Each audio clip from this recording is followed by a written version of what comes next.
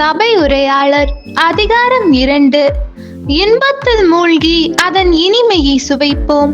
நெஞ்சே நீ வா என்றேன், அதுவும் வீண் என நான் கண்டேன்.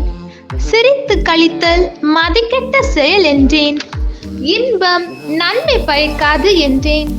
ஞானத்தின் மீதுள்ள ஆவலை விட்டு விடாமலேயே மதுவால் உடலுக்கு களிப்பூட்டவும் மதிக்கெட்ட திட்டத்தில் ஈடுபடவும் தலைப்பட்டேன்.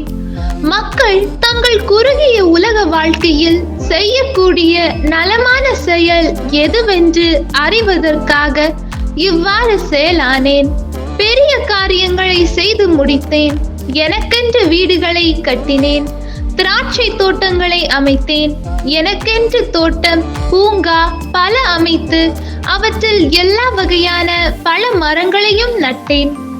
தோப்பில் வளரும் மரங்களுக்கு நீர் பாய்ச்சுவதற்காக குளங்களை வெட்டினேன்.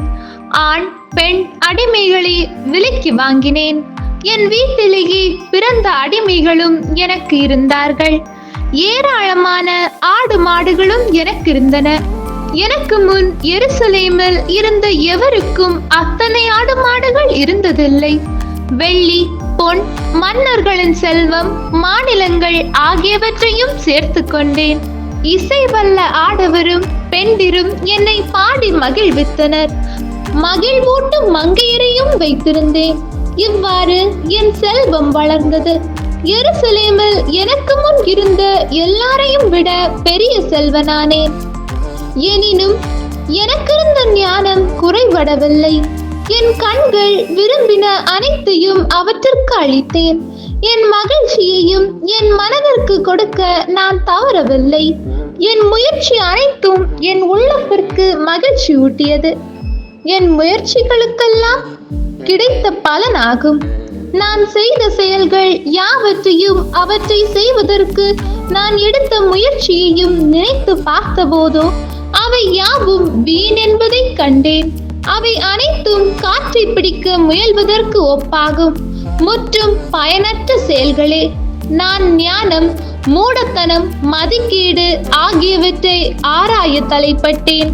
ஓர் அரசன் தனக்கு முன்னிருந்த அரசர் செய்வதை தவிர வேறென்ன செய்வான்?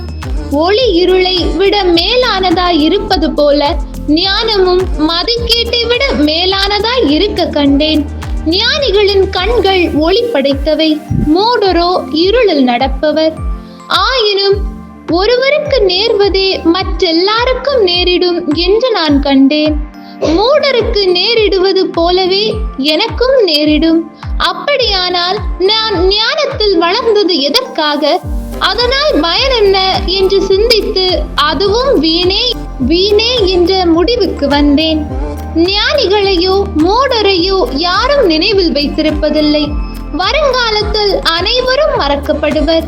மூடர் மடிவது போல ஏன் ஞானிகளும் மடிய வேண்டும்? எனவே நான் வாழ்க்கையில் வெறுப்பு கொண்டேன். மேலும் உலகில் செய்யப்படுபவை யாவும் எனக்கு தொல்லையே கொடுத்தன. எல்லாம் வீண், யாவும் காற்றை பிடிக்க முயல்வதற்கு ஒப்பாகும். நான் இவ்வுலகில் எவற்றையெல்லாம் செய்து முடிக்க உழைத்தேனோ அவற்றின் மீதெல்லாம் வெறுப்பு கொண்டேன்.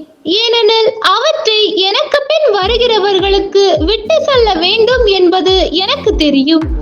அவர்கள் ஞானம் உள்ளவராய் இருக்கலாம் அல்லது மதிக்கேடராய் இருக்கலாம், யாருக்கு தெரியும்? எத்தகையவராய் இருப்பினும் நான் இவ்வுலகில் ஞானத்தோடு உழைத்து அடைந்த பயன்களுக்கெல்லாம் அவர்களே உரிமையாளர் ஆவர். என் உழைப்பும் வீணே. நான் உலகில் செய்த எல்லா முயற்சிக்காகவும் மனமுடைந்து போனேன். ஏனெனில் ஞானத்தோடும் அறிவாற்றலோடும் திறமையோடும் ஒருவர் உழைக்கிறார். உழைத்து சேர்த்த சொத்தை அதற்காக உழைக்காதவருக்கு விட்டு செல்கிறார். அவரது உழைப்பும் வீணே.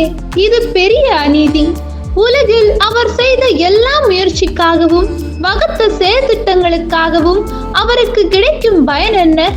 வாழ்நாளெல்லாம் அவருக்கு துன்பம், வேலையில் தொந்தரவு, இரவிலும் அவரது மனதிற்கு அமைதி இல்லை. எல்லாம் வீணே. உண்பதையும் குடிப்பதையும் தாம் உழைப்பால் வரும் இன்பத்தை துய்ப்பதையும் விட நலமானது மனிதருக்கு வேறொன்றும் இல்லை. இந்த வாய்ப்பும் கடவுள் தந்ததே என கண்டேன். அவரின்றி ஒருவருக்கு எப்படி உணவு கிடைக்கும்? அவரால் எப்படி இன்பம் துய்க்க இயலும்? கடவுள் தம் விருப்பத்திற்கேற்ப நடப்பவருக்கு ஞானத்தையும் அறிவாற்றலையும் மகிழ்ச்சியையும் அளிக்கிறார். பாவம் செய்கிறவருக்கோ செல்வத்தை சேர்த்து வைக்கும் வேலையை கொடுக்கிறார். ஆனால் அச்செல்வம் தம் விருப்பத்திற்கேற்ப நடப்பவருக்கு விட்டு செல்வதற்கே. இதுவும் வீணே, காற்றை பிடிக்க முயல்வதற்கு ஒப்பாகும். ஆண்டவரின் அருள் வாக்கு. இறைவா உமக்கு நன்றி. ஹோலி பைபிள் தமிழ் சேனலில் திங்கள் முதல் வெள்ளி வரை திருவிவிலியத்தின் ஒரு அதிகாரமானது பதிவேற்றம் செய்யப்படும். நம் அன்பு கடவுளின் ஆசியும் அருளும் இன்னும் பலருக்கு கிடைக்கப்பெற ஹோலி பைபிள் தமிழ் சேனலை சப்ஸ்கிரைப் செய்துவிட்டு உங்கள் உறவினர் மற்றும் நண்பர்களுடன் ஷேர் செய்யவும். நன்றி.